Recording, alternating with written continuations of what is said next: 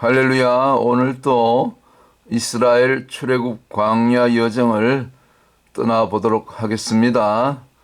먼저 성경 민수기 33장 한두 절 읽고 앞에 있는 화면과 함께 떠나보도록 하겠습니다. 민수기 33장 14절 15절 두 절만 읽겠습니다.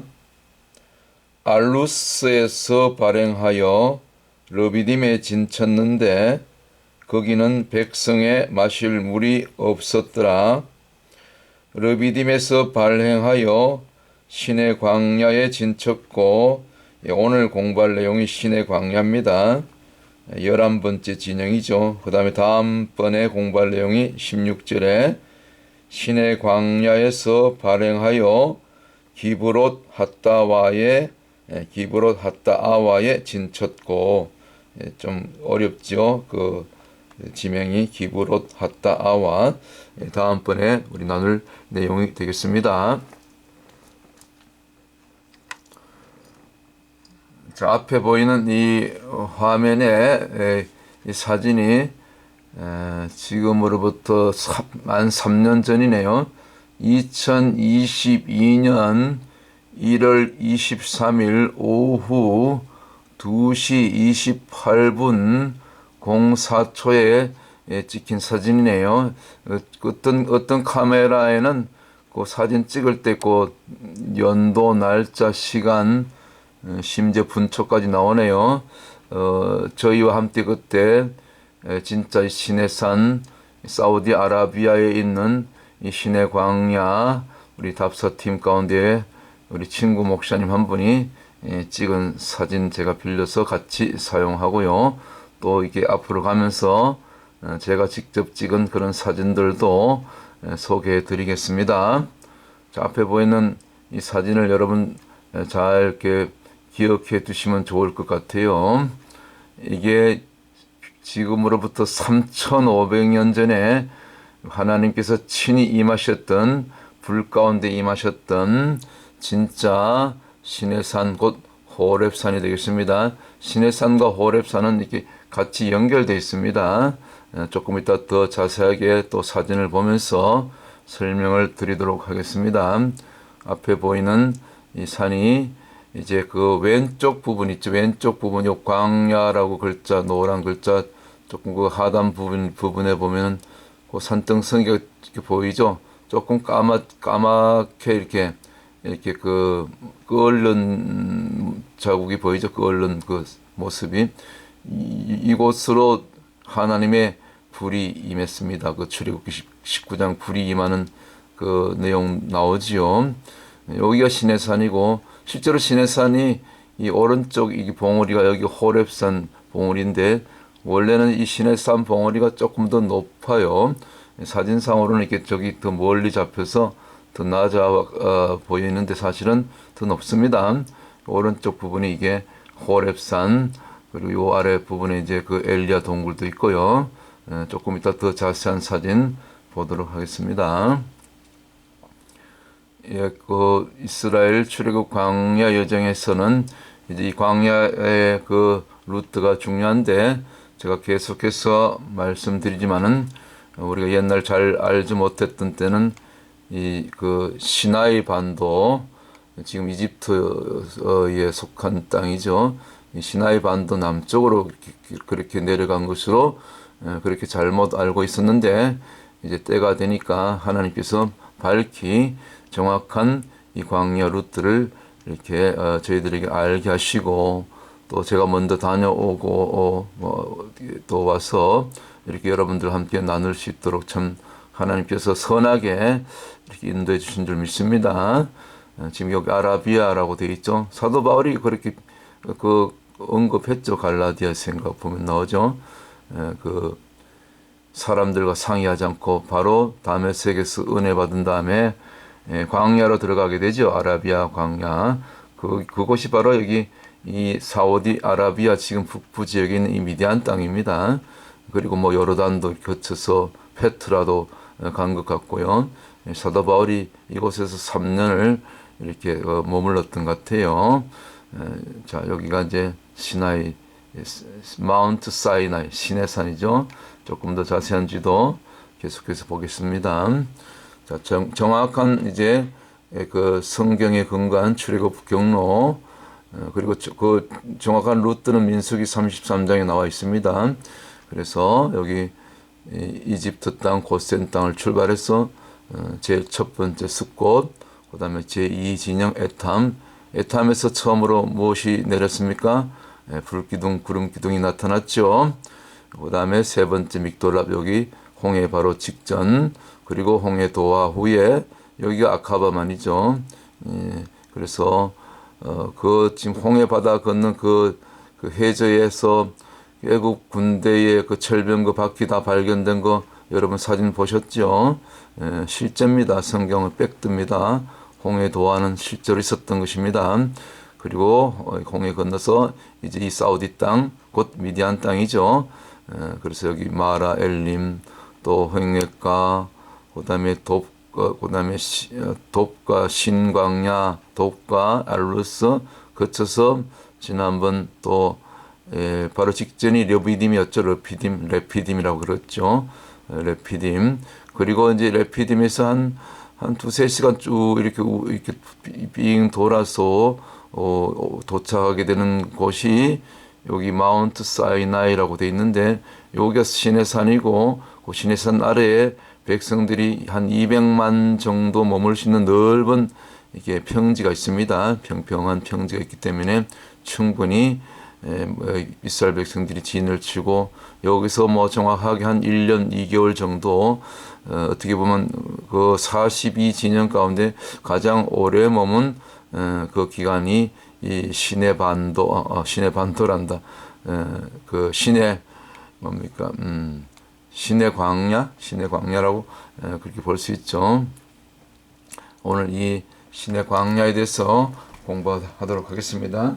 아까 본문 읽었죠. 민수기 33장 15절이죠. 르비딤에서 발행하여 시내 광야에 진쳤고, 뭐 사실은 이 전 지역 전체가 이제 시내 광야라고 일컬어지는데, 그러나 더 정확한 지명은 바로 시내산 자락 바로 아래쪽이 이제 여기 성경에서 그 진영으로 이렇게 그 구분한다면 시내 광야가 되겠죠. 다시 한번 또 지난 것도 여러분들, 우리는 또 까먹는 은사가 있잖아요. 그렇잖아요. 어렸을 때 우리 어머니가 우리가 뭘 잊어버리면 그 까마귀 고기를 먹었냐고 그렇게 얘기하더라고요. 뭐 까마귀 고기를 먹어본 적은 없는데 하여튼 뭐 옛날에 어르신들이 까마귀 고기도 배고플 때 잡수셨나 봐요. 까마귀 고기를 먹으면 잘 잊어버린다고 하는데 하여튼 뭐 그래요. 여러분들 우리가 잘 잊어버리기 때문에 자꾸 이렇게 반복해야 되는 것입니다. 이 성경은 자꾸 이렇게 말씀은 반복이에요. 반복. 복음도 계속해서 반복해서 전하는 것입니다. 자, 그래서 지난 시간에 우리 르비딤에 대해서 공부했죠. 자, 앞에 보이는 그림 기억나십니까? 저 멀리 가운데 우뚝 이렇게 높이 솟아 있는 이 큰 바위돌, 이 바위돌이 아니죠. 큰 반석이죠.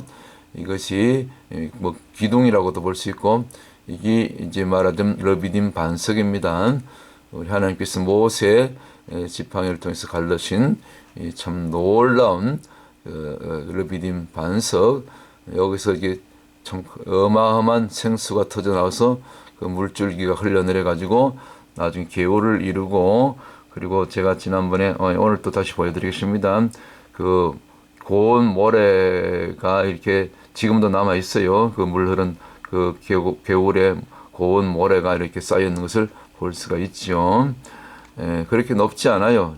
참 어마어마하죠. 그래서 여기를 직접 여러분들 나중에 가시면은 정말 꼭 한번 가보십시오. 여러분들 궁금하지 않습니까? 이렇게 하나님께서 이제 다 개방해 놓으셨는데, 뭐 다른 데 좋은 데는 다 가시면서 뭐 하기야 뭐 한국에 있는 계신 우리 목사님들이 성지순례 더 많이 가시고 미국도 더 많이 오시고, 저는 여기 미국에 지금 23년째입니까? 2001년도에 왔으니까, 2002년도 왔으니까 만 22년 좀 지났네요. 아직도 저기 뭡니까? 캘리포니아에 그랜드 캐년 거기도 아직 한 번 못 가봤어요. 뭐 하는데 그렇게 바쁜지 말이죠. 미국에 살면서도 거기를 못 가봤는데 뭐 한국의 목사님들은 볼 거 다 거의 뭐 다 다녀오셨더라고요.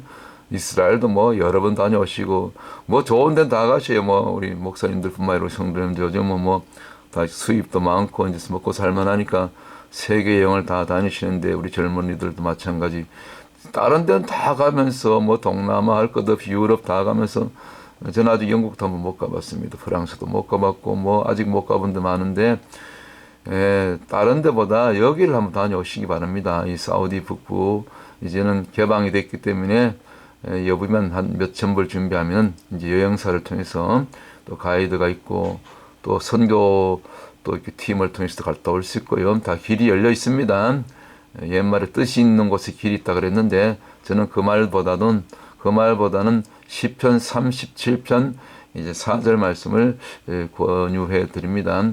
여호와를 기뻐하라. 여호와를 기뻐하는 자는 그 마음의 소원을 만족해 이루어 주신다. 그런 말씀이 있어요.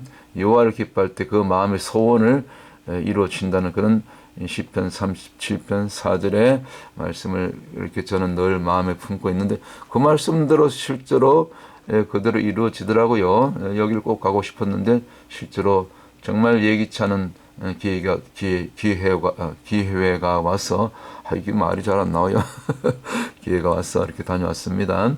자, 르비딤은 몇 번째 진친 장소로 했습니까? 바로 10번째. 숫자 10 하면은 소돔 고모라 생각나죠. 하나님께서 요구하시는 수준이 있습니다. 제가 늘 강조해서 말씀드리죠. 우리가 하나님 앞에 하나님이 저와 여러분들 향해서 특별히 목회자들 향해서 요구하시는 그 믿음의 수준이 있습니다. 믿음의 분량이라고도 얘기하죠. 말씀이면 말씀, 기도면 기도, 다 이것이 쌓여야 돼요. 그 모든 과정을 이렇게 지나가야 되는 거죠. 마치 우리 인생 광야길 걸어가는 것처럼 또 이스라엘 백성들이 지금 광야 40년, 횟수로는 40년이지만 진영으로는 42진영이거든요. 42진영이 왜 42진영이냐? 마태복음 1장에 가면 그 답이 있어요. 예수님이 42대만 오잖아요. 아브라함부터 다윗까지, 다윗부터 바벨론 포로기까지, 또 포로기로부터 돌아와서 요셉에게서 예수가 나니라. 물론 성모 마리아, 그렇죠? 성령으로 잉태돼서 예수님이 이제 42대 만에 오지요. 그래서 다윗의 숫자 값이 14인데 14 합치면 이제 42가 나오죠. 그래서 예수 그리스도께서 다윗의 계보, 곧 다윗의 계보는 왕통이죠. 곧 어린 아기 예수가 아니라 사실은 만왕의 왕, 만주의 주, 그리고 심판주로 재림주로 오실 것을 미리 다 나타내 놓으신 거예요. 그래서 이 광야 여정이 참 제가 지금 4번째 지금 이렇게 다루고 있는데 얼마나 참 귀한지 몰라요. 왜 42번째 마지막 길갈에서 이미 길갈은 가나안 땅에 들어간 지점이죠. 요단강 건너서 이제 모압 평지와 여리고 사이에 요단강 건너서 여리고 사이에 있는 그 평지죠. 거기 길갈 거기서 마지막으로 이제 여리고성 이제 공략하기 전에 마지막으로 이스라엘 백성들이 여호수아를 통해서 행했던 2가지 기억하십니까? 바로 유월절과 할례를 행하고 유월절을 했습니다.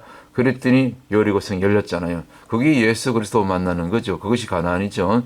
이렇게 42로 이렇게 연결되는 것입니다. 그래서 구약의 말씀은 신약과 항상 짝이 되는 것입니다.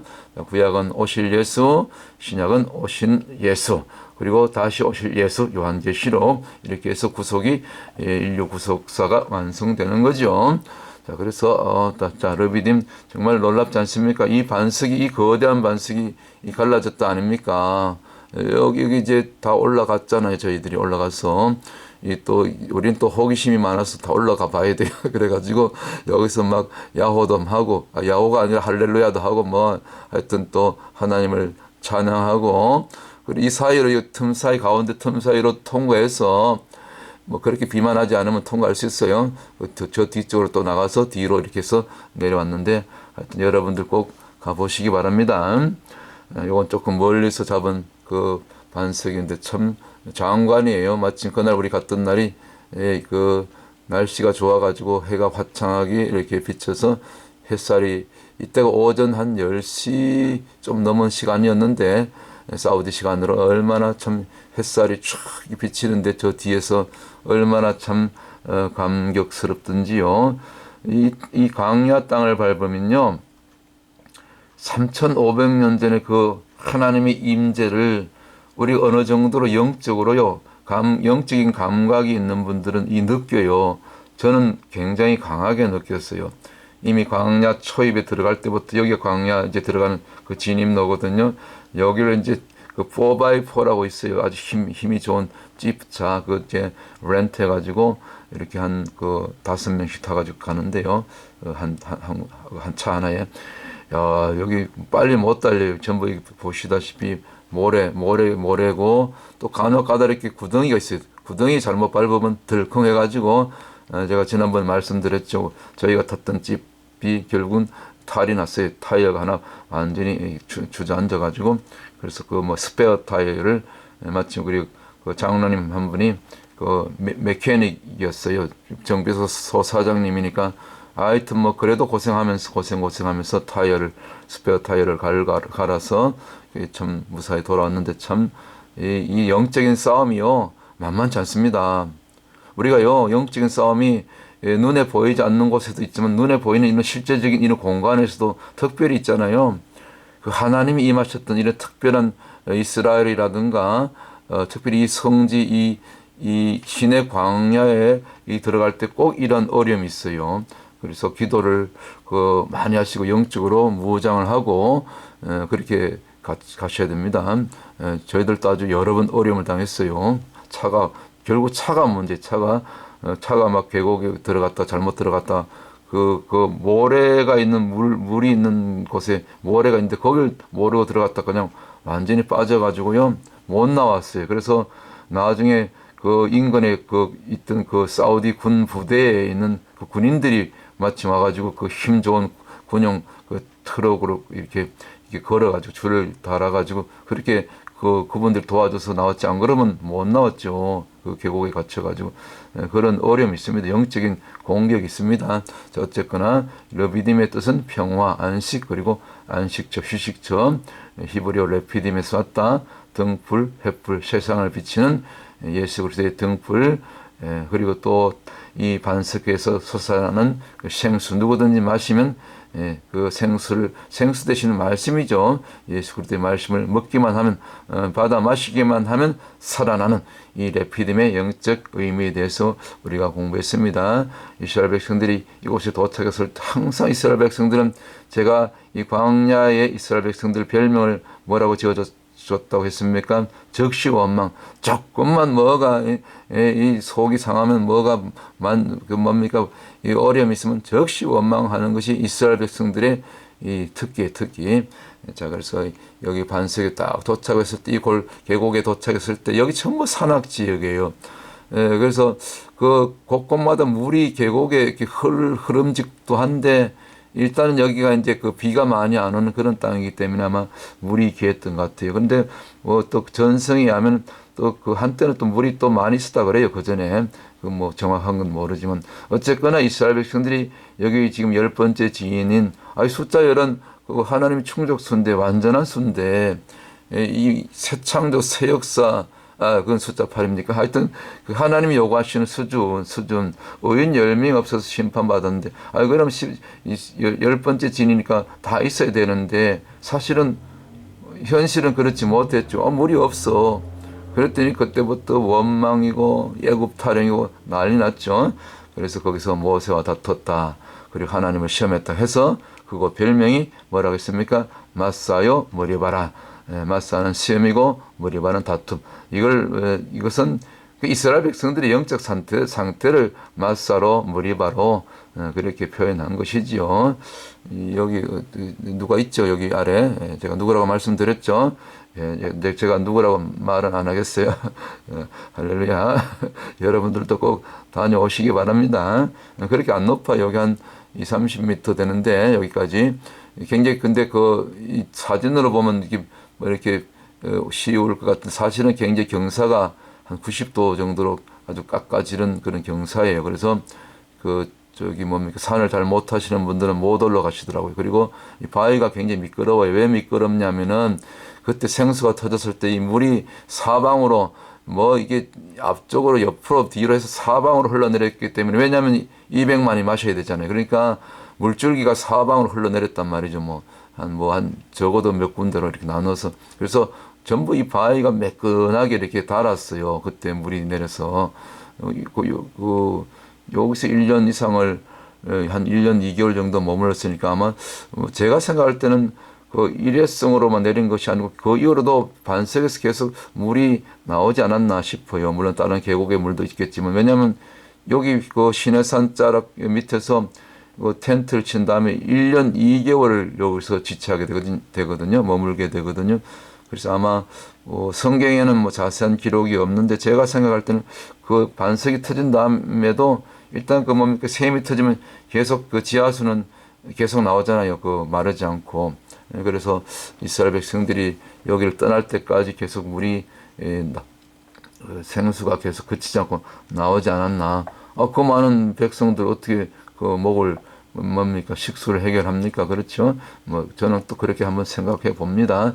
어쨌거나 진노 중에도 원망 중에도 제가 지난번 읽어드렸던 것처럼 이사야서 54장 8절에 진노 중에도 하나님께서 어떨 때는 화를 내셔야 막 진노하시지만 또 그래도 또 참으시고 또 용서하시고 또 자비를 베푸시사 결국 저들이 원망함에도 불구하고 직접 하나님과 다툼에도 불구하고 여기 맞사 무리반 그럼에도 불구하고 물을 내주셨더라.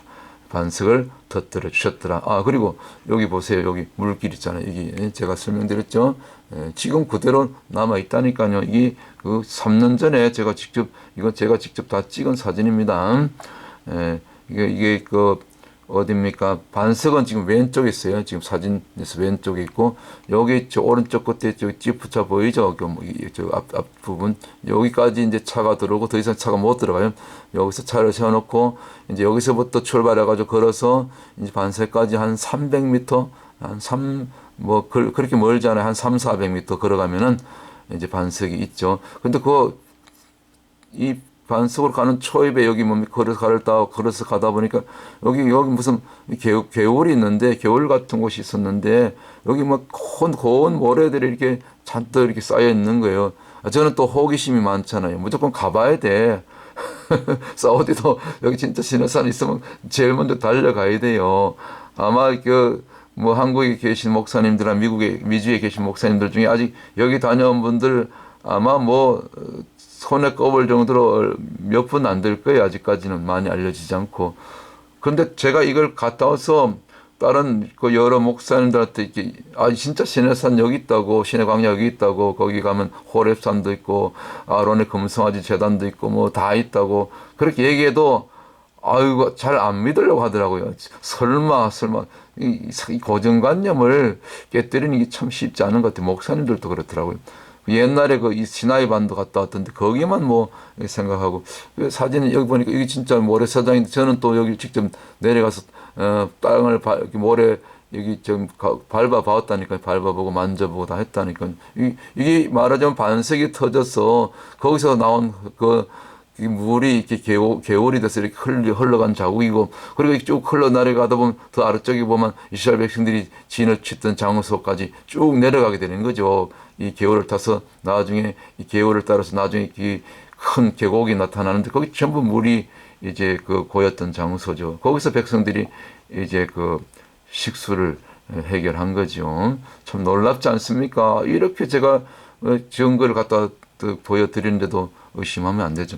요런 데 보면 하얀 나무 같은 게 있죠. 여기 낮은 이게 여기 가시가 있는데 이게 아마 뜰기나무 종류가 아닌가 그렇게 제가 보고 있어요. 여기 조금 보면 날카로워요. 아주 가시가 있어요. 뜰기나무가 모세가 이렇게 보았던 하나님의 불이 내렸던 뜰기나무가 아마 이런 종류였던 것 같아요.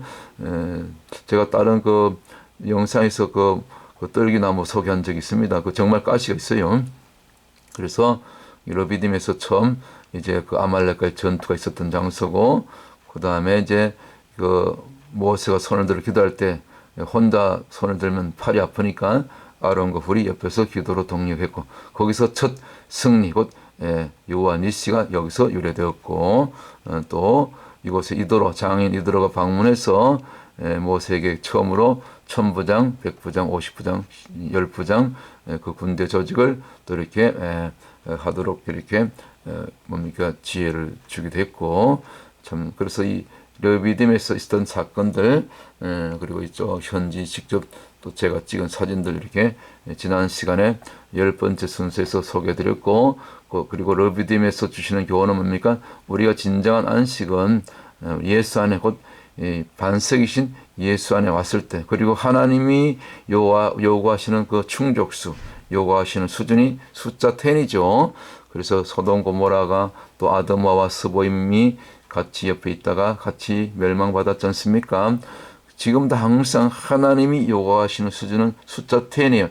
비록 환경은 물이 없지만은, 환경은 아무것도 손에 잡히는 것이 없지만, 그러나 우리가 믿음으로 예수 그리스도를 바라봤을 때 믿음의 주요 온전케 하시는 이시인 예수를 바라보자. 히브리서 12장 2절 말씀 아닙니까? 그렇게 예수를 바라봤을 때 그 예수, 그 반석이신 그 예수께서 이렇게 반석을 터뜨려 주시고, 또 필요하면 만나를 곧 하늘 양식을 내려주시고, 하늘 양식을 내릴 때 10편 78편 21절 24, 5절 쭉 보면요, 하늘에 있는 궁창을 이렇게 제치고, 궁창을 열어 제치고 그때 만나를 내리셨다 그래요. 곧 하늘문, 닫혔던 하늘문을 딱 열어 제치시면서 만나도 내리시고, 저 멀리 있던 아카바만 있던 홍해가에 있던 메추라기를 그냥 하나님께서 바람을 보내가지고, 그때는 동풍이 아니라 반대죠. 이 뭡니까 서풍이죠. 서풍을 보내가지고 또 메추라기를 날려보내고, 이런 역사가요 숫자 10.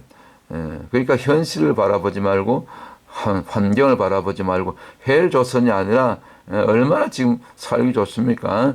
하나님께서 축복하신 이 대한민국 또 미국 또 이스라엘 모든 열방 가운데 우리가 그 디모데전서 4장 4절 5절 있는 것처럼 말씀처럼 하나님이 주신 것이 모든 것이 선하다 했어요. 하나님이 주신 것이 우리가 그 모든 것이 선하시기 때문에, 선하기 때문에 우리가 감사함으로 받으면은 말씀과 기도로 거룩해진다는 그런 말씀이 있어요. 이 모든 것을 감사함으로 받을 때 이와 같은 놀라운 반석에서 생수가 터져 나오고, 하늘에서 만나가 내리고, 신광야에서 처음으로 만나 내렸지 않습니까? 그리고 심지어 저 멀리 저들이 건넜던 그 아카바만 그 홍해가에서 메추라기를 날려보내서 저들이 애굽의 고기 까마만큼은 못하지만 그래도 메추라기라도 먹고, 그게 어딥니까? 광야에서 메추라기라도. 그래서 저들이 배를 불리고 그렇게 했더라. 자, 오늘 서론이 또 좀 길었네요. 지난 시간 또 복습하고, 오늘 이제 본론, 이제 원래 우리가 다루기를 원했던 제가 이 11번째 진치였던 이 시내산 아래, 산자락 아래 저들이 1년 약 2개월 머물렀다 그래요. 기간이. 시내 광야에 대해서 우리가 또 조금 더 깊이 살펴보도록 하겠습니다. 우리 수백을 잘 알아야 되는데요. 11번째 진이니까 여기 또 문제가 있죠. 숫자 11은 이게 어중간한 거예요. 차라리 숫자 10이면 우리가 믿음으로 그냥 순종하면 생수가 터져 나온 곳이고, 르비딤에서 또 거기서 아말렉과의 전투도 이기고 또 여러 가지 또 동력자도 만나고 그랬잖아요. 그다음 또 숫자 11은 숫자 12에서 또 하나 부족한 수죠. 그러니까 이게 어중간한 숫자 가운데 샌드위치를 끼워가지고 끼워가지고 이러지도 못하고 저러지도 못하고, 결국 여기서 이스라엘 백성들이 나중에 모세가 산에서 더디 내려옴으로 말미암아 이게 또 일을 저질르죠. 이따 그런 또 이스라엘 반역하는 모습을 우리가 보겠습니다. 여기서 또 사건이 많아요. 그래서 우리는 숫자 12는 좋아요. 숫자 12는 뭡니까? 이게 하나님의 통치 질서거든요. 또 구약으로 얘기하면 이스라엘의 12지파를 상징하고, 신약으로 12사도 곧 이 하나님의 백성의 수죠. 그리고 또 3 곱하기 4가 10이죠. 3은 하늘의 수거든요. 성부, 성자, 성령, 삼위일체 또 하나님을 또 나타내기도 하고, 또 4는 땅에서 동서남북 사방 또 땅의 수거든요. 그래서 하늘의 수가 땅을 지배하고 통치하는 숫자, 그것이 10이거든요. 3 곱하기 4 이렇게도 볼 수 있거든요. 그것이 그렇게 될 때 구약의 12지파 선민이 되고 선민 이스라엘이 되고 원래 택한 백성, 또 신약으로 오면은 12사도 곧 성도의 대표가 되는 거죠. 우리 신부 영성 곧 신부들이 되는 거죠. 그래서 숫자 12는 좋은데 숫자 12 하나 못 미치고 숫자 10에서는 또 넘어가고 더하거나 빼거나 뭡니까? 하나님의 말씀을 더하거나 빼거나 하지 말라 했잖아요. 마태복음 5장 18, 19절 그런 말씀처럼 수비학을 이렇게 적용하면 이렇게 풀어지는 것입니다. 너무너무 정확해요. 수비학은 제가 그 성경을 해석하면서 수비학이 곳곳에 이렇게 실제로 적용이 된다. 그러면 이 실제로 이 시내산 아래 이 시내 광야에서 이스라엘 백성들 뭐 대략 200만이 머물렀다 했는데 1년 2개월 정도 도대체 여기서 어떤 일이 있었는지 저들이 무슨 짓을 행했는지 한번 알아보겠습니다. 정확하게 다시 한번 지도 보면은 오늘 시내 광야는 여기 이제 지난번 르비딤에서 한 2-3시간 후에 이렇게 차로 달려가지고 도착하는 곳이 여기 시내산 있고 시내산 아래 시내산 산자락 아래 보면 넓은 땅이 있어요. 넓은 곳이 있어요. 약 곳곳에 흩어져서 200만이 진칠 수 있는 넓은 말하자면 평지 같은 곳이 있더라고요. 제가 직접 가서 밥 사고 왔으니까 거짓말이 아니라니까요. 자, 여기가 시내산이 여기 있고 요 까만 점 요 아래 부분이 시내광야 이곳에서 200만이 진쳤더라. 할렐루야, 팩트입니다. 나중에 꼭 가보시기 바랍니다. 자, 여기가 도착한 시기는 대략 출애굽 후 2달 정도 여기서 2달 정도 걸렸다 그래요. 여기까지 도착할 때. 그리고 여기 도착한 다음에 이제 여기서부터 가장 오래 머문 기간 모든 42진영 가운데 아마 여기서 제일 오래 머물렀던 것 같아요. 1년 2개월 정도. 자, 그래서 여기 사진 보면 자, 아까 그랬죠. 여기 까맣게 끓는 곳이 이게 출애굽 19장이 실제로 그 하나님께서 불 가운데 이 강림하시면서 시내산 왼쪽 여기 그 윗부분이 완전히 불에 탔어요. 지금도 가면 그대로 여기 불에 끓는 자국이 지금 3,500년이 되도록 그렇게 그대로 남아 있다니까요. 증거로 남기신 거죠. 가서 보라고. 가서 이렇게 보라고. 보고도 이렇게 믿지 못하겠는가.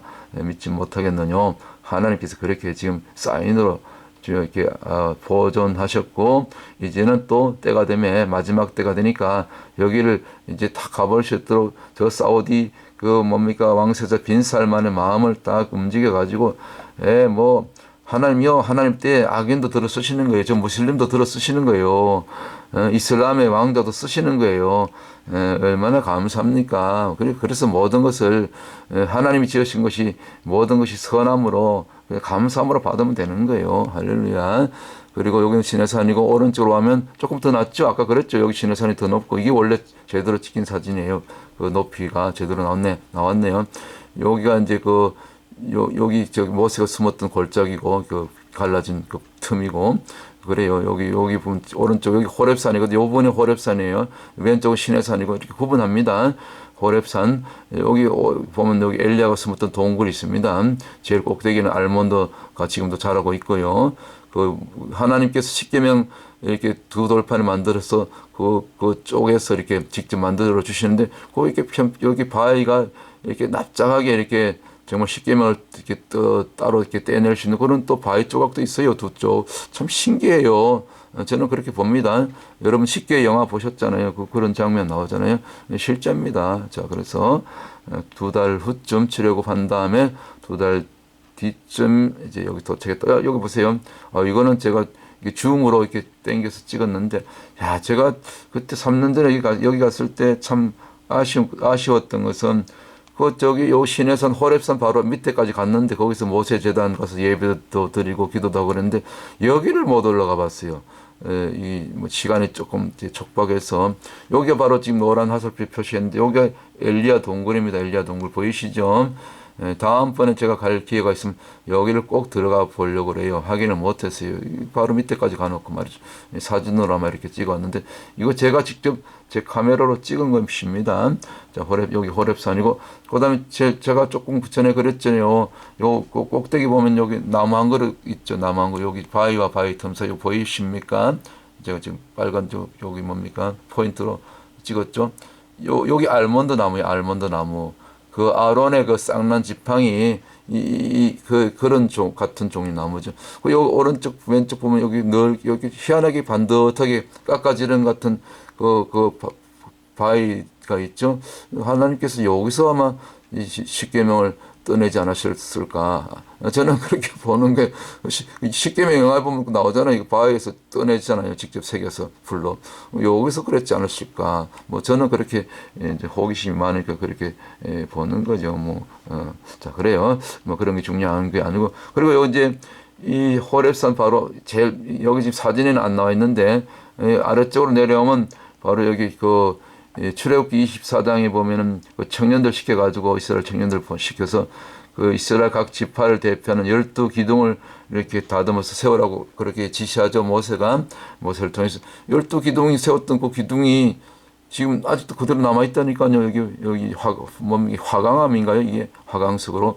지금도 하얀 돌이 여기 남아있는데, 12개였는데, 저희가 갔을 때는 한 9개 정도 남아있었어요. 나머지 한 3개는 3,500년 동안 지났으니까 부서지고 없어지고 누가 들고 갔거나. 그런데도 어쨌거나 9개 정도는 그대로 남아있다니까 이 자리에. 정말 놀랍지 않습니까? 참, 여러분들 이래도 여길 안 가보신다고요? 알아서 하세요. 맨날 동남아, 태국, 베트남, 저런 데만 여행을 많이 가시더라고요. 그러지 마시고 여기를 가세요, 여기를. 성경의 땅인데, 제2의 성지인데, 이스라엘 다음으로. 특별히 우리 목사님들을 여길 꼭 가보시기 바랍니다. 출애굽기 모세오경 설교할 때 엄청 도움이 됩니다. 여러분 꼭 다녀오시기 바랍니다. 그리고 그 아래쪽에 여기 모세 실제로 번제자단 있잖아요. 모세 번제 드렸잖아요. 출애굽기 24장. 여기 이제 이쪽에서 이렇게 올라와 가지고 여기가 이제 그 소를 저기 제물들 소를 여기 여러 마리를 데리고 오죠. 그리고 와서 제단이 이제 앞쪽으로 점점 호렙산 쪽으로 올라가는데 조금 약간 경사가 있는데 여기 있죠. 제일 사진 밑부분. 요 부분이 이제 앞부분에 지금 조금 잘렸는데 여기가 제단이 있어요. 여기서 그 제사를 드리고 그 피를 나중에 이제 받아가지고 백성들한테 막 뿌리고 그러죠. 그랬던 장소입니다. 이건 이제 어떤 분이 그 인터넷에 보면 아주 자세하게 설명되어 있어요. 바로 여기를 저희가 갔다 왔지 않습니까? 3년 전에, 3,500년 전에 그 흔적이 그대로 남아있지 않습니까?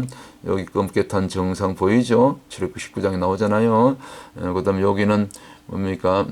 산에서 흐르는 시냇물이 여기서 흘렀다 그러잖아요. 하설표. 여기는 그 모세, 아론, 나답, 아비후와 70인의 장로가 올라갔던 장소. 여기라 그래요. 그렇게 추정하고 있죠. 맞겠죠. 여기 바위가 갈라진 틈. 여기 모세가 숨었죠. 하나님께서 등 쪽으로만 지나가셨죠. 등으로만.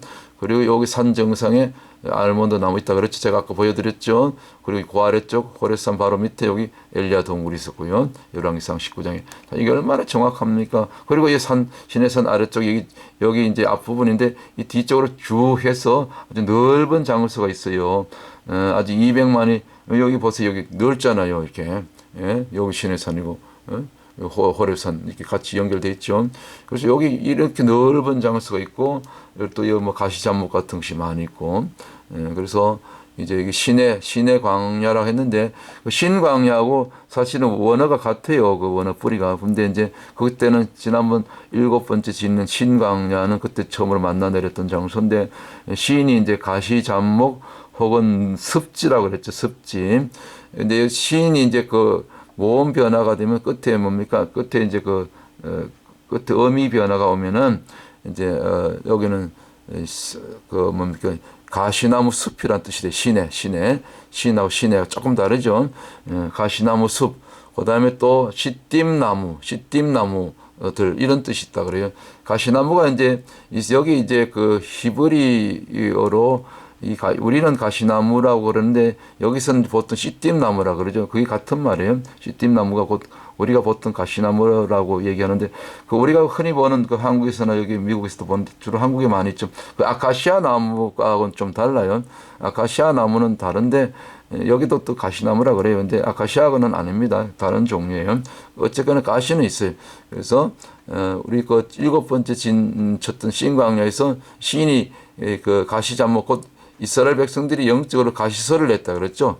또 원망하고 광야에서 하나님께서 어떻게 광야에서 식탁을 내시랴, 고기를 준비하시라, 뭐 그렇게 원망했죠. 시편 78편에 나오죠. 바로 신광야 곧 가시소리, 이 가시소리라고 제가 그렇게 얘기했죠. 뜻이 또 가시 잡목이니까. 그리고 또 이 시내는 다른 이름이 호렙이라고 그래요. 호렙. 그래서 호렙의 뜻이 건조한 곳인데, 아까 그래서 시내산하고 호렙산하고 이렇게 옆에 이렇게 같이 연결돼 있죠. 붙어 있죠. 왼쪽이 까맣게 그을린 부분은 시내산이고, 오른쪽으로 쭉 와서 여기 쭉 연결돼 있는데 여기를 호렙산이라 그러죠. 같은 산줄기인데 그렇게 구분하는 거예요. 굳이 끌린 부분은 시내산이고 끌리지 않은 부분은 호렙산이다. 그리고 호렙산 아래쪽에 엘리야 동굴이 있다. 그리고 그 호렙의 뜻은 건조한 곳이다. 뭐 이 지역 전체가 뭐 많이 건조했던 것 같아요. 뭐 그렇게 봅니다. 자, 호렙의 뜻은 건조한 곳이다. 그 의미는 그렇고요. 그래서 이곳에서 뭐 한 약 1년 동안, 뭐 정확하게는 한 1년 2개월 정도 머물렀다 그러죠. 그리고 앞에 보이는 나무가 있죠. 이게 바로 아까 그 시띠임 나무라 그러는 거죠. 이게 이제 여기 저 가지들이 잎은 없고 가지만 있는데 가지가 아주 날카로워요. 꼭 가시처럼 이렇게 날카롭게 뾰족뾰족해요. 그래서 이게 이제 시띠임 나무인데 또 가시 나무라고도 일컬어지고 진짜 가시는 아닌 것 같아요. 근데 가시처럼 그렇게 뾰족하지 않고 그 모세의 그 떨기나무는 이렇게 크지 않고 아주 나지막해요. 그것도 다른 종류의 그 떨기나무도 가시가 있는데 그 떨기나무하고 이 시띠임나무하고는 또 종류가 다른 거죠. 이건 키가 크죠.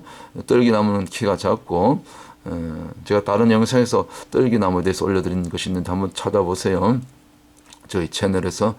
그래서 이거 이제 이런 이 시띠임나무가 여기 굉장히 많아요. 그 시내산 자락 밑에. 그래서 아마 이 시내 광야의 그 시내의 뜻이 가시나무 숲, 곧 시띠임 나무들이 많은 장소였다. 뭐 그런 의미가 있는 것 같아요. 자, 그렇게 이해하시고 여기서 한 1년 2개월 정도 머물면서 이제 시내산에서 이 시내산 자락에서 있었던 일, 첫 번째는 여기서 50일째 되는 날, 곧 출애굽하고 나서 출애굽 후에 정확하게 50일째 되는 날 무엇을 받습니까? 언약을 받죠. 언약 체결을 하게 되죠. 하나님과. 그래서 언약 체결을 하고 그 불 가운데 하나님께서 내려오시고 강림하시고 모세한테 다 일러주시고 모세가 나중에 기록하게 되고, 그것이 처음으로 받은 언약이 이제 계명이 또 뭡니까? 십계명이 되고, 그렇죠. 나중에 돌판으로 새겨주시죠. 돌판을 새겨주시기 전에 먼저 언약을 체결해요. 돌판은 나중에 새겨줍니다. 출애굽기 자세히 읽어보세요. 언약 체결이 먼저 이루어진 다음에 이스라엘 백성들과 사이에 출애굽기 19장에 나오죠. 그리고 언약 체결의 목적은 너희를 제사장 나라 삼기 위해서, 이스라엘을 제사장 나라 삼기 위해서. 먼저는 선민 이스라엘을 제사장 삼고, 구약에서는 또 신약에 와서는 베드로전서 2장 9절에 있는 말씀처럼 이제는 만인 제사장, 우리가 모두가 저와 여러분이 이스라엘 할 것 없이 이방인 할 것 없이 누구든지 예수 믿고 구원받으면 하나님 자녀가 되면 왕같은 제사장들이 되는 거죠. 실제로 우리 천년왕국 때 우리가 왕같은 제사장 그런 그 노릇을 하게 된다 그러지요. 자, 그래서 첫 번째 이 시내산 자락에서 머물면서 있었던 일, 계명을 받았다. 50일째 되는 날. 그래서 이 성령 세례는, 성령은 이 말씀과 같이 가는 것입니다. 그러면 신학에 와서 예수님이 승천하시고 이제 뭡니까? 부활하시고 40일 동안 나타나시고, 그리고 승천하신 다음에 열흘 만에 그 사도행전 2장에서 성령이 임하죠. 마가의 다락방에. 그게 50일째죠. 그러니까 구약의 50일째 무엇이 임한다? 이 계명을 받게 되죠. 물론 첫째 계명은 먼저 언약으로 받고 그다음에 나중에 계명으로 이렇게 돌판에 새겨 주시고 나중에 또 모세를 통해서 기록하게 하시고 뭐 쭉 연결되는 거죠. 어쨌거나 50일째 첫 계명이 내려왔고, 그리고 신약의 처음으로 신약에서의 그 성령 강림은 50일째. 그러니까 50 같이 가는 거죠. 무슨 얘기입니까? 말씀과 성령이 함께 가는 거예요. 말씀 없는 성령 받은 거, 이건 잘못된 거예요.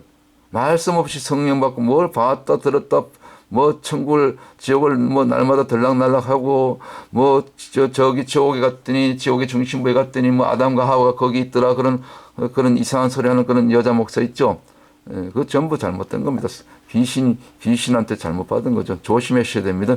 그래서 항상 성령 사역이라든가 뭐 은사 사역, 뭐 예언 사역, 요즘 보니까 뭐 유튜브에 그 예언 사역을 많이 하던데 뭐 젊은 그 청년 사역자도 뭐 예언한다고 조금 뭐 이렇게 은사가 나타나고 귀신을 조금 뭐 이렇게 세계를 돌아다니면서 은사 사역하는 그런 젊은이가 있는데 뭐 참 뭐 그렇게 또 좋은 점도 있지만 또 위험하더라고요.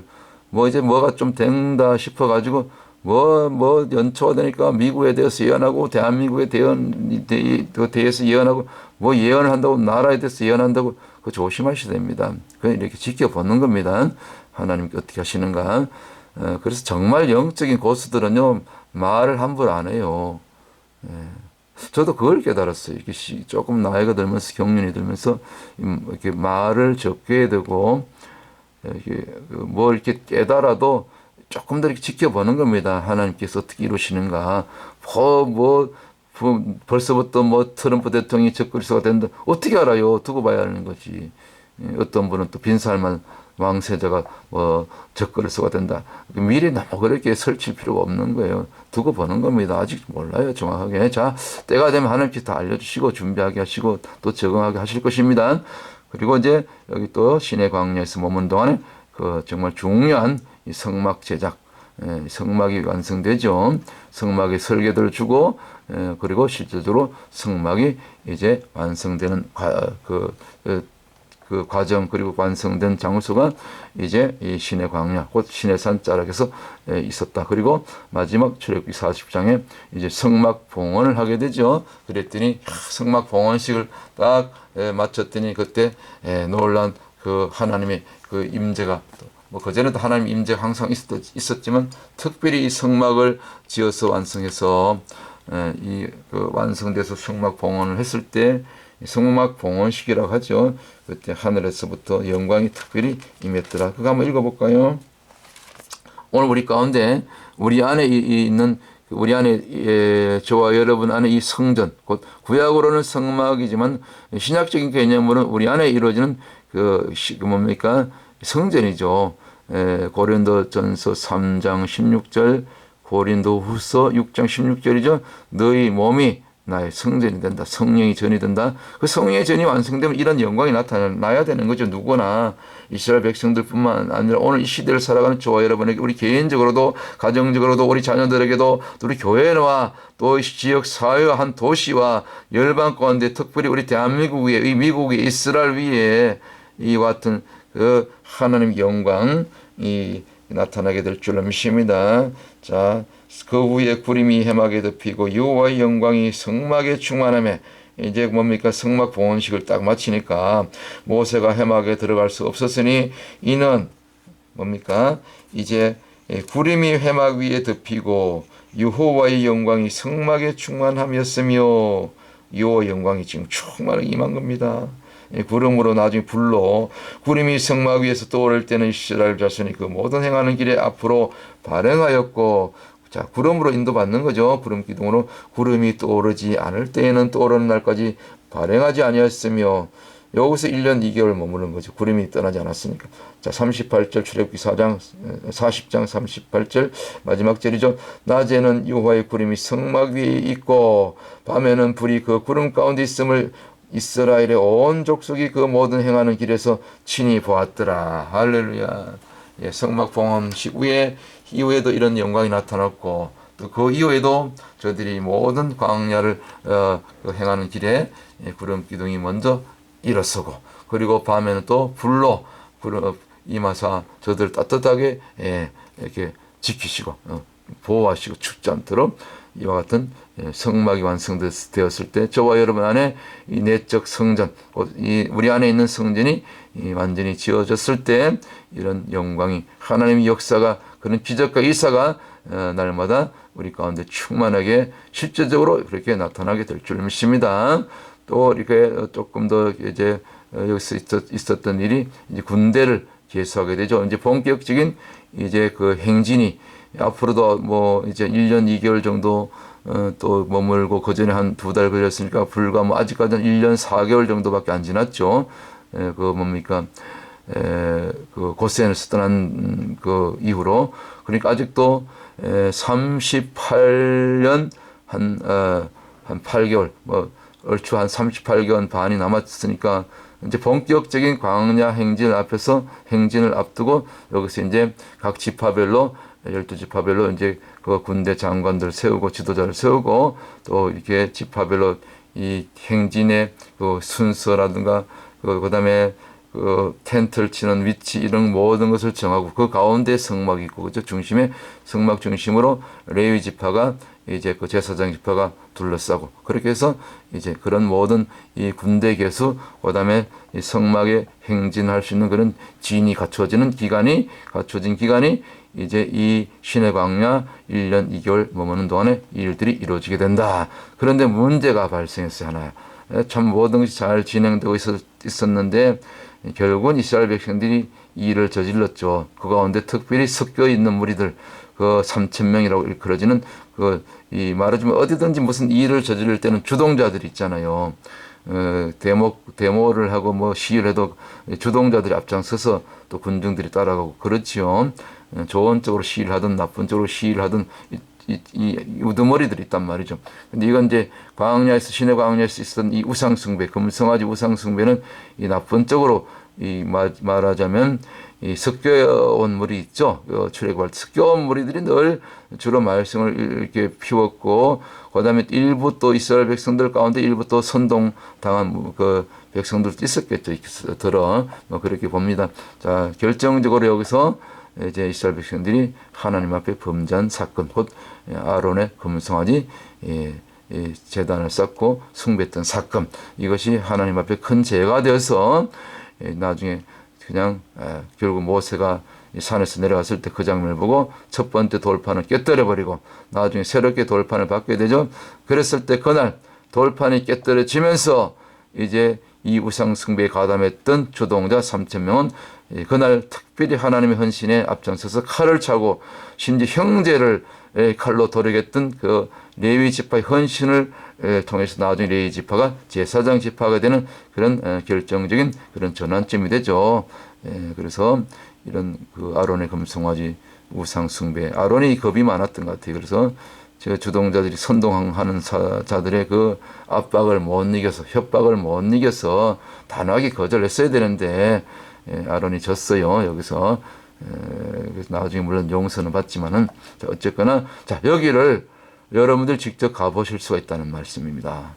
자, 이것은 제가 직접 찍은 사진입니다. 자, 앞에 보이는 이 금송아지 재단이 지금 3,500년 전에 실제로 여기서 이 우상 숭배했던 그 재단입니다. 어마어마한 그런 돌들로 이렇게 축대를 쌓아서 재단을 만든 거죠. 높이가 이 사진으로 보면 뭐 그렇게 안 높아 보이는데 실제로는 여기 높이가요 한 5m 이상, 한 7m, 굉장히 높아요. 꽤 높아요. 한 7m 정도는 되는 것 같아요. 10m는 좀 안 되는 것 같고 꽤 높습니다. 근데 여기 올라갈 수 있어요. 자, 자세히 보십시다. 이제 옛날에는 여기 다 이렇게 문을 잠궈 놨는데 그 군인들이 지켰어요. 그런데 야, 참 그 3년 전에 저희들이 갔을 때는 군인들이 그날은 뭐 쉬는 날이었던지 그날이 주일이었어요. 말하자면 일요일이었죠. 그랬던가 하여튼 뭐 그날은 군인들이 없고요. 문도 딱 개방돼 있어서 아이고 우리가 그냥 할렐루야 하고 뭐 마음 놓고 들어가서 사진 찍고 올라가고 뭐 소리도 지르고 다 했어요. 자, 조금 더 보십시다. 이게 그 시내산하고 직선거리로 그렇게 멀지 않아요. 다 보입니다. 시내산. 모세가 다 내려다본 거죠. 한 1.5마일 정도 되는 것 같아요. 멀지 않습니다.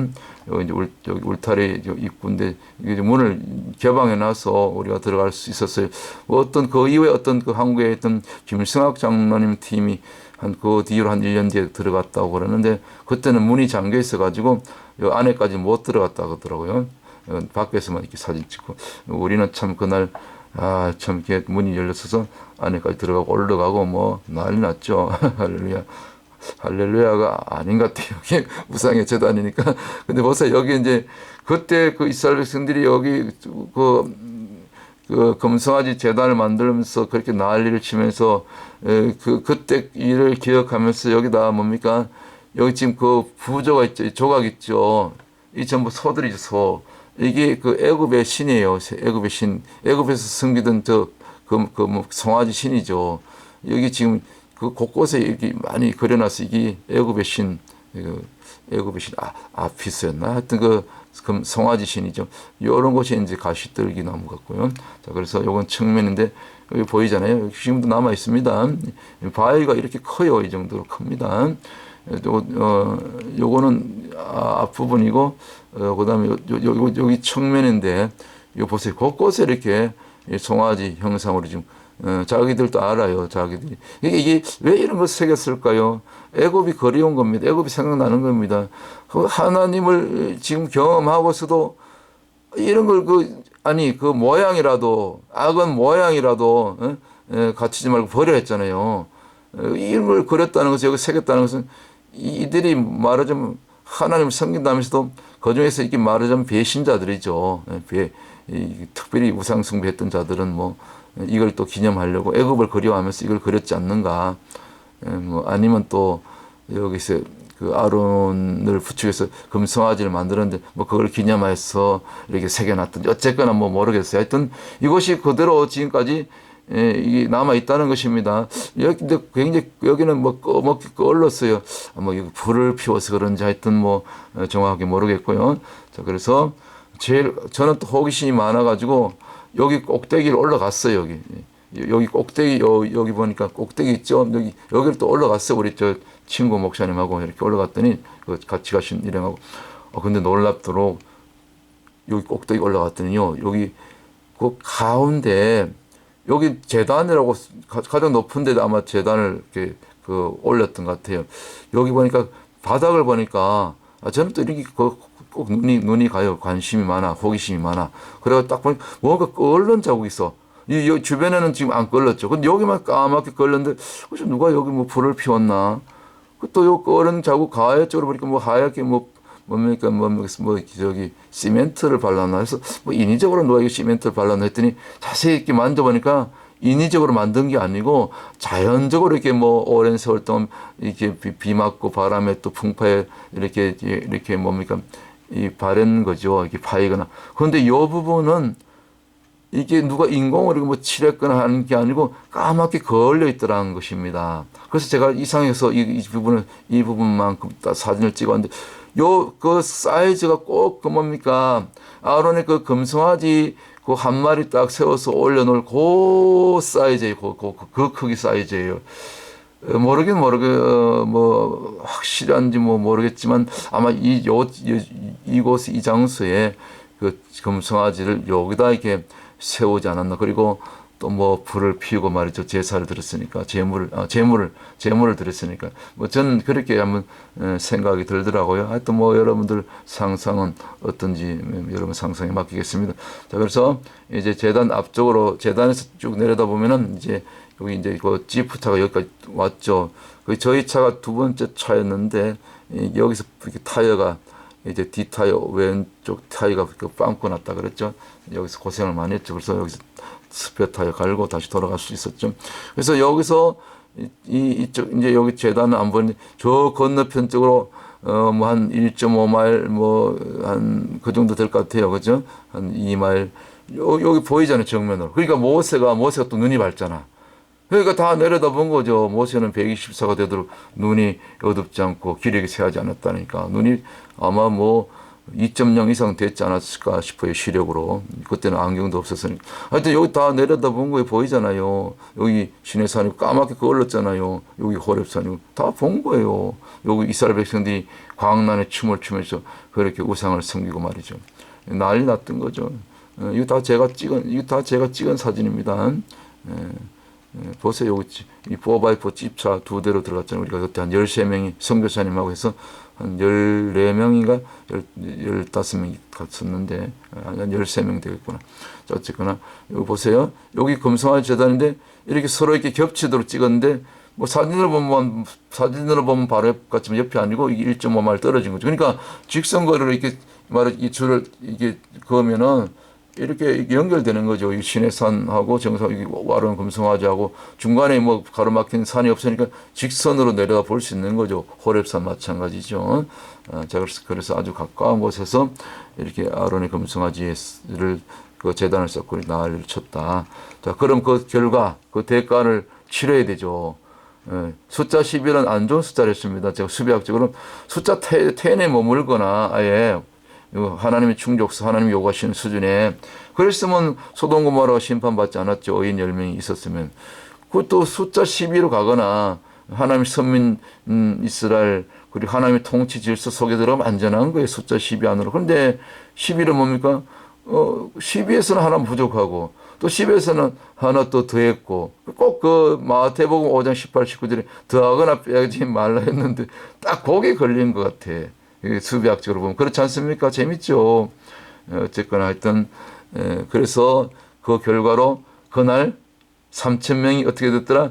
칼에 레위 지파의 손에서 도륙을 당했더라. 하루에 한날에. 그럼 그 3,000명의 그 하루에 그 시체가 3,000명이나 죽었는데 시체를 어떻게 처리했을까? 그런 얘기는 없죠. 성경에. 그냥 죽였더라. 레위 지파가 헌신했더라. 그래서 나중에 그들이 레위 지파가 제사장 지파가 되었더라. 근데 나중에 하여튼 여기 그래도요 이 한국보다는 그래도 이 미국이라든지 선진국에 있는 이 성경을 연구하고 또 이 보고학적으로 또 성질 답사하는 분들은 빨라요. 적어도 20, 30년은 빠르더라고요. 그래서 이런 분들이 미리 다 가서 저희보다 먼저 가서 직접 여기까지 갔더라고요. 아까 금성아지 재단 있는 곳에서 한 7 내지 8km 정도 뒤편으로 쭉 가니까 넓은 또 여기 또 뭐 이스라엘 백성들이 200만 진쳤던 그 장소는 시내산 자락이고 또 거기서 한 7, 8km 뒤쪽으로 가니까 금성아지 재단으로부터 이제 이 뒤쪽으로 해가지고 앞쪽 말고 뒤편 있죠. 뒤편 여기 재단으로부터 저쪽 뒤쪽으로 해서 돌아서 갔더니 한 7km, 8km 갔더니 놀랍게도 넓은 장소에 아주 넓은 곳 장소에 아주 수많은 돌무더기가 있더라는 거예요. 지난 제가 몇 달 전에 작년에 이런 영상 올려드렸죠. 그 돌무더기 영상 보신 분들은 기억나겠지만 처음 보신 분들은 이 실제로 보세요. 여기 돌무더기가 있는데 이곳이 대략적으로 또 이때 호기심 많은 분들은 또 확인해야 되잖아요. 대충 이렇게 세어봤나 봐. 그랬더니 얼추 3,000개 가까운 그런 이 돌무더기들이 있다는 거예요. 돌무더기. 이거 전부 돌무더기 있잖아요. 전부 그냥 이 3,000명을 그러니까 3,000명을 여기다 묻었다는 거죠. 어떤 건 좀 높이 쌓은 건데 이거는 뭐 고집이 좀 그 역할이 큰 사람들 그런 사람들 무덤이 아닌가 뭐 그렇게 보는데 자, 이 반역의 결과가 이 배신의 결과가 얼마나 끔찍합니까? 오늘 대한민국 보세요. 이 미국 보세요. 그 배신자들 많지 않습니까? 전부 배신하지 않습니까? 이 인간은 믿을 바가 못 돼요. 배신의 아이콘이라 그러잖아요. 인간의 본성이 그래요. 우리 배신하지 마십시다.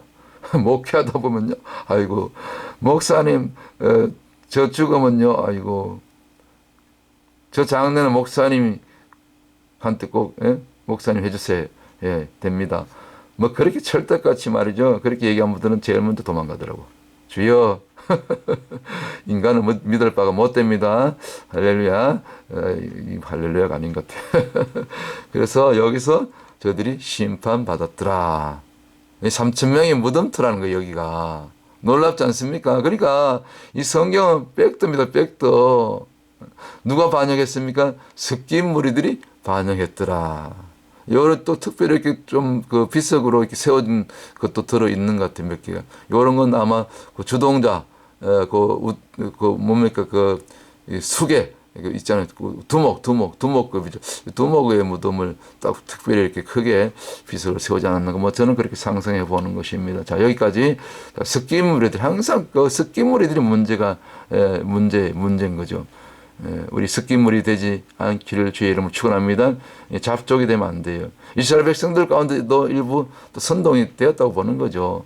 100% 3,000명이 다 섞인 무리가 아니고 제가 볼 때는 그래서 항상 주님은 군중이 되지 말고 제자가 되라. 군중은 무리는 다 쫓았죠. 오병이어 때도 그렇고 말이죠. 그래서 우리가 그 12 제자 가운데도 또 한 사람은 배반하는데 12분의 11만 남는 거죠. 제가 목회해 보니까요. 야, 주님의 목회에 그래도 11명 성공했는데 아이고 나는 이게 뭔가 그런 생각이 드는데 그래도 이제 그동안 거쳐갔던 많은 성도들에게 어쨌거나 말씀을 주었고 사랑을 주었고 또 기도했고 지금은 다 뿔뿔이 흩어져서 또 파송하고 독립해서 각자 또 다른 교회에서 이렇게 다른 목사님 만나서 이렇게 섬기고 있는데 끝에 가서 우리 다 약속의 땅에서 천국에서 우리 만나 볼 수 있으면 그것으로 우리가 또 감사하고 만족하지 않겠습니까? 오히려 저는 지금 때로는 홀로 이렇게 늘 주 6데이 지금 어떨 땐 7데이 나가서 거리에서 사실은 거리 목회를 하는데 하루에도 적어도 기본 수백 명에게 복음을 전하고 있습니다. 저들이 듣든지 안 듣든지 수많은 사람들이 반응하고 참 꾸준히 지속적으로 같은 시간 같은 정서에서 꾸준히 외치는 자의 소리가 돼서 오늘도 그렇게 달려왔습니다. 자, 오늘 이 이스라엘 광야 여정 오늘 11번째 숫자 11은 안 좋은 숫자예요. 숫자 9랑 비슷하죠. 배반에 쓰고 숫자 9는 배반이고 여기 11도 배반했죠. 벗어났죠. 그래서 이렇게 심판받은 모습을 볼 때 참 안타깝습니다. 우리 끝까지 승리하십시다. 오늘 이스라엘 출애굽 광야 여정 11번째 신의 광야에 대해서 현지에 직접 답사한 그런 자료들과 그때 이야기들과 더불어서 자세하게 여러분들에게 또 영적인 메시지와 또 교훈들과 함께 살펴보았습니다. 또 다음 시간에 계속해서 다음번 진영으로 또 이렇게 여러분들 자료가 준비되는 대로 올려드리도록 하겠습니다. 평안한 밤 되시길 주님으로 축복합니다. 샬롬.